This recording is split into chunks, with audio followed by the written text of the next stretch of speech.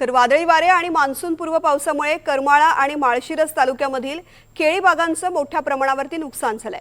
अनेक ठिकाणचे केळी बागा पूर्णपणे झोपल्याचं चित्र आहे। तर करमाळ्यामधील अनेक गावातील घरांवरील पत्रे देखील वाऱ्यामुळे उडून गेलेत। केळी बागांमुळे नुकसान झाल्यामुळे शेतकरी अडचणीत सापडलेत। 4 एकर केळीची बाग होती। ही 4 एकर केळीची बाग कालच्या वाऱ्याने पूर्णपणे उद्ध्वस्त झालेली आहे। माझं या कमीत कमी 25 ते 30 लाख रुपयाचं नुकसान झालेलं आहे आणि या केळीसाठी माझं एक साधारण 7 ते 8 लाख रुपये मला या केळी जोपासण्यासाठी खर्च आलेला होता। तरी माझ्यासारखे अशा अनेक शेतकरी आहेत। अशा अनेक शेतकऱ्यांची पूर्णपणे केळीची बाग असेल, डाळिंबाची बाग असेल, पूर्णपणे उद्ध्वस्त झालेलं आहे।